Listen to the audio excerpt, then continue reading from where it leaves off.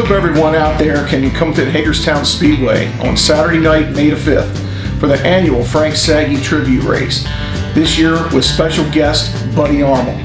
This race is to honor two gentlemen who were legendary figures in the area of dirt track racing.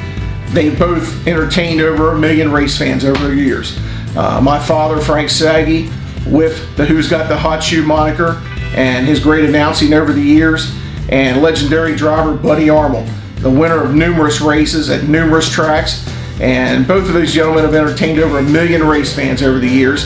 And we hope that you can come out and we can entertain a few more in their honor on Saturday night, May the 5th.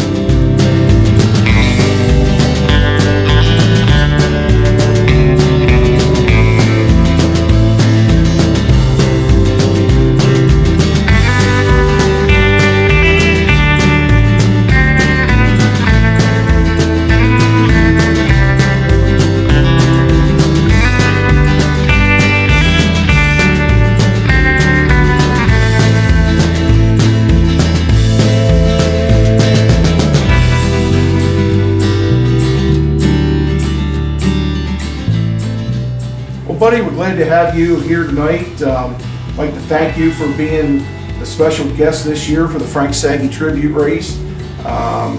Starting this year in 2018, we're going to have a special guest driver along with my father as part of the Frank Sagi Tribute Race, and you're the first one out of the chute. So we'd like to thank you for being a part of the race on May the 5th at Hagerstown Speedway, and appreciate you coming along to be the first legendary driver to be honored. I've done pretty good in my time. I was the only man who won a lot of races and never got a sportsmanship trophy. And Frank was a very rare guy for an announcer, and I liked him. And this boy right here is one of a kind. He's like a country people ought to be. He thinks about his daddy a lot and doing things to keep the memory of it. And that's very rare. You see a lot of families that get in arguments, don't talk after one of the parents passed away. Yeah, I wouldn't have wanted that. No. Well, you thank God you're blessed with that. And I done real good and for a country boy. Sure did. So I look back to the day we had that one over at Hagerstown, the old timers getting together. We've all aged, and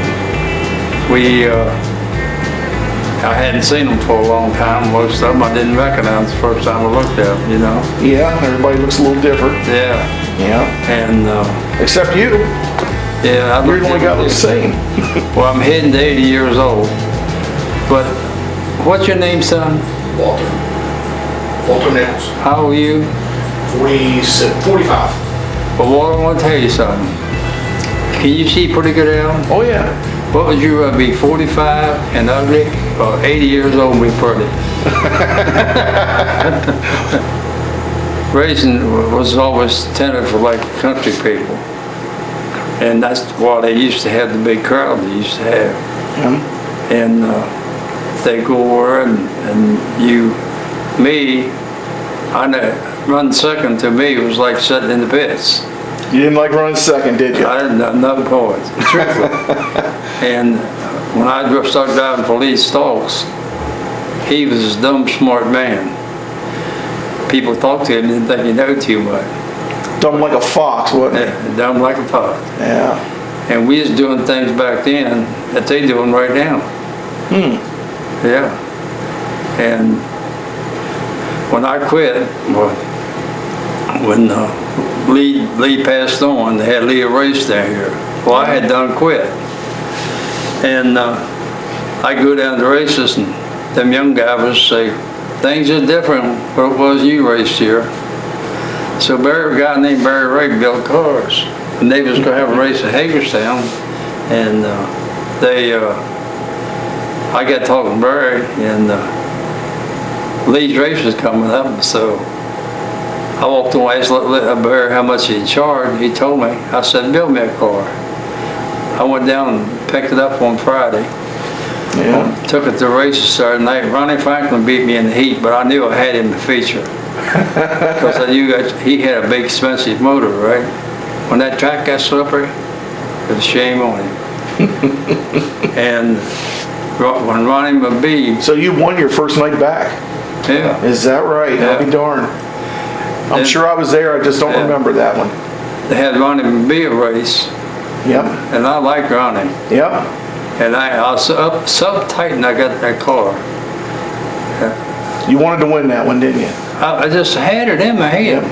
And I run Ronnie's race, first race over. That was in the 1VP car. Yeah, I do remember that one. Yeah. I did race in that myself, I remember that. Then people goes out here and then runs down here wherever for 1,000, 2,000. And I can show people. I won a race in 1982 for 10,000. Yeah. You look, figure. Hanukkah Jig 100, Hagerstown Speedway. You look what $10,000 was. Look what you could buy for 10,000 versus Yeah. what you can do now. Today. And Well, plus the, I'll tell you, them people, they don't realize the most wealthiest people in the world is a family that gets along and everybody's healthy. If you got that, you got it all. You can have $1 million in one hand, but something wrong with your kids or you, it don't matter nothing. yeah, money can't buy that, can it? And you have one of the greatest daddies that ever walked in my book. No, thank you. I I know he thought a lot of you also. yeah, oh yeah. You guys were friends for a long time. And He knew you when you first started driving, oh yeah. right up to the end when you quit driving.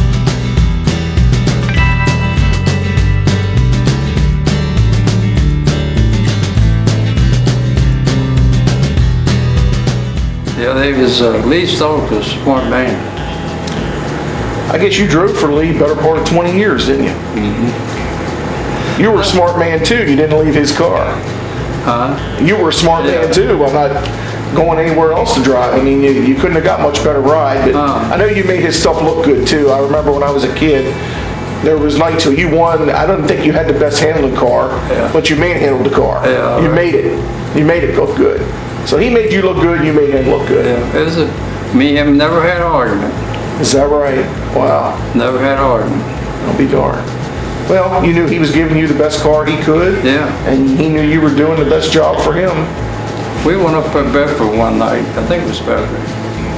They had them boys called Stars. Remember that? Yeah, yeah. We pulled in that track and old John Lynch was pulling the car, had an old open trailer. I went out there and didn't qualify, so I had to run the constant. We come in and changed it around a little bit. I won the constant. We come up for the feature, and I was picking them guys like they was like it was like I was riding in the mud and they was riding on ice. No kidding. Well, them guys come over, they come over, and then big boys come over and look at the car. Sometimes we had 2 or 3 different cars on. That really messed him up. Yeah. But we was doing things back then, and some things they doing right now. And no, I liked him. I miss Bill Nally, Ridden Energy. There's so many people that raced when I was going on that's done left in here. Come and gone, yes. God. Yes.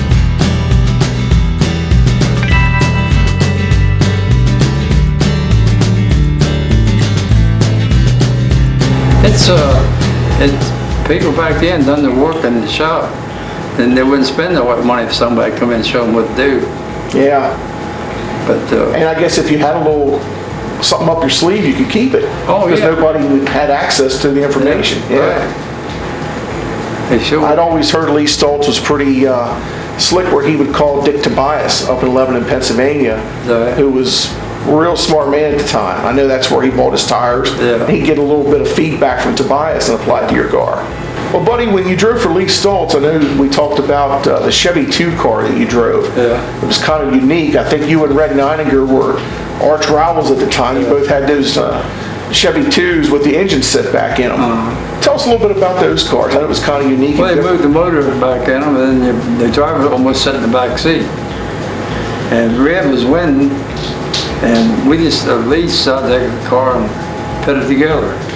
And the first night I went down here, it blew a radio hose off. Huh. We was leading. Yeah. Then we come, of course, we had to, next week we come back and we won. I liked old Red. Yeah, he was a good guy. Heck of a racer. Yep. Yeah, those guys, they won their share of races, no doubt about it. I'll tell you, somebody else won one race, Gerald Chamberlain. Oh yeah. Then Oh, you better believe it. I forget how many races they said I won Winchester and Hagerstown. That's what I was going to ask you, if you knew how many races you won. Somebody said they'd seen a speed book, of some kind of book. Yeah, there was a book put out several years ago. That No, this just happened. Oh, did it? Okay. The way they talk, I won 201 races at them two tracks. Oh, I believe that. Guarantee you. I'd have bet money you were in the 200s. But I seen, I'll tell you another track we won a lot of races. You remember Thomas Speedway? Yeah, I heard about it. I never was there, but I heard about it. We won a lot of races up there. My father announced races up there. I heard you went up there a lot. Yeah. They ran up there on Friday nights, didn't they? Yeah, I think it was. Yeah. And Waynesboro, we win races up there when we go up, because Yeah. we went up there with big races. Yeah, I know you won some races down there at East Side. And Bedford, Waynesboro. I know when I raced at Sealands Grove, people would ask me about you, and they told a story how you come up there one time. Yeah. You never seen the place. You come in there one night for a midweek race on a Wednesday night. Oh. Tell people what happened. I'll forget. Well, I can tell you a lot of people up that way didn't forget, that right? because you come up there and waxed them. Is that right? You won the race. And you know, back then the people didn't really know about the other racers as much as they do today. Yeah. You didn't have the social media, and word didn't travel quite as much. I think back in those days it cost a fortune to make a long distance phone call, didn't it? Yeah, right. Back in the mid 70s. Yeah. But you went up there for that big race, and that is a tough racetrack up there. I mean, it's big, it's fast, Yeah. it's a little rough. Yeah. It kind of shake your feelings out of your teeth a little bit sometimes. Right. But especially back in those days, so Jack Gunn ran the track then, Yeah. and you went up there and took their money that night, and you never went back. Is that right? Yep, you never saw the place. Huh. You went in, you won the big race, you never went back, they told me. Huh. Yeah, Jack Gunn was something with it. he was a good promoter. Yeah. That guy used to live, eat, breathe, sleep racing. Yeah. He was all about racing. Yeah. He probably treated you very well when he ran Hagerstown track, didn't he? He did. Yeah. He was probably after you to come to Pennsylvania a little bit more. Could have been. Yeah, I'm sure he wanted you to come up there a little bit, but you were busy racing at Winchester and Hagerstown, Yeah. doing well. Yeah, we run one night down here, and the next night at Hagerstown. Yep.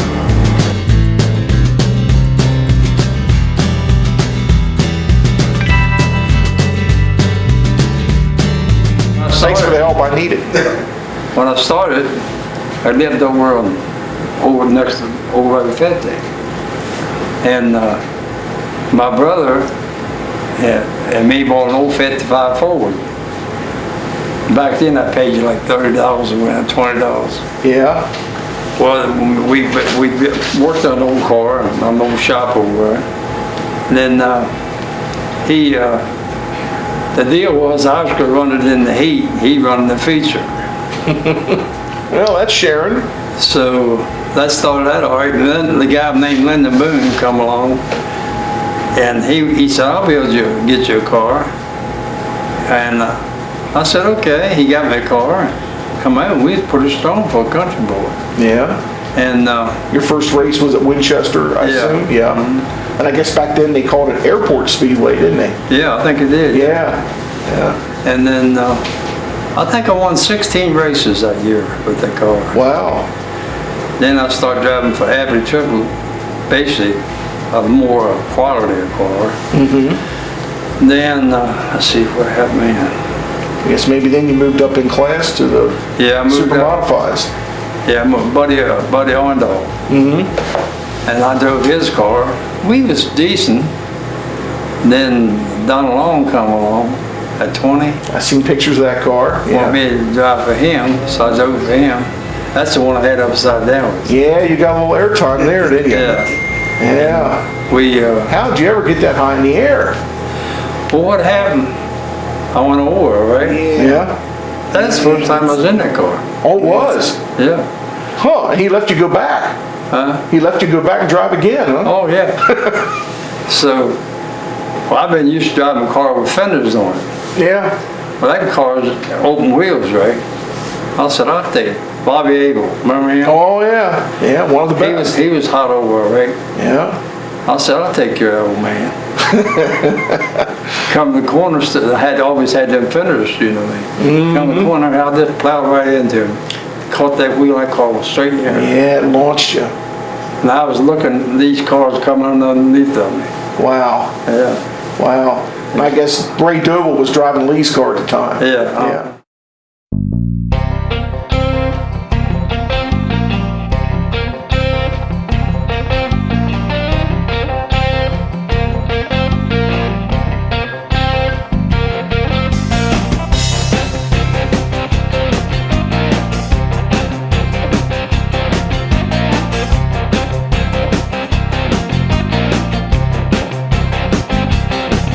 How did your wife Betty put up with you all this racing all these years? Well, what happened, how I met her, her dad lived there on Dexter Road.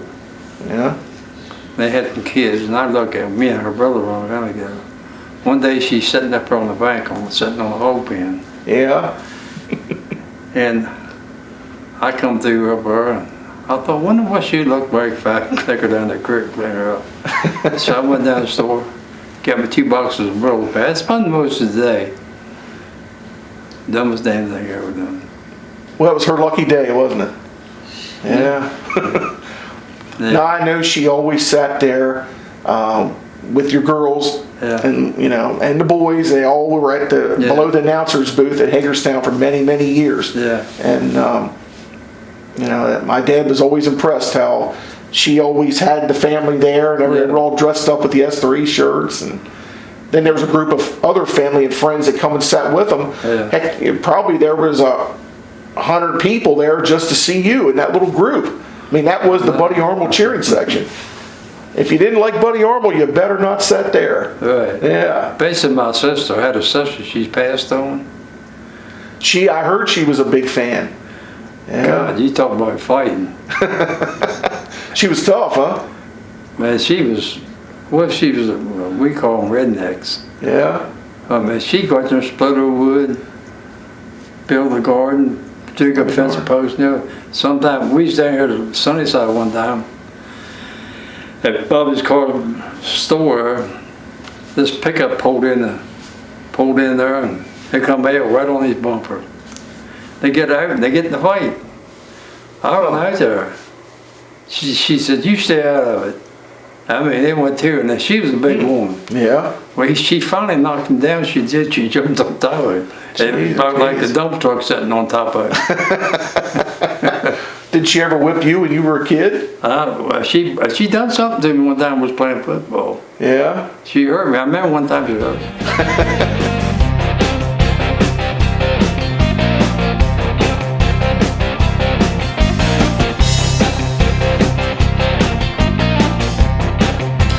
We hope you enjoyed that special interview with the legendary Winchester Raider, Buddy Armel. Please, everyone, try to make it out to Hagerstown Speedway on Saturday night, May the 5th. You will not want to miss it for the annual Frank Sagi tribute this year with special guest Buddy Armel, along with many, many other legendary drivers from the past. You don't want to miss it. See you there.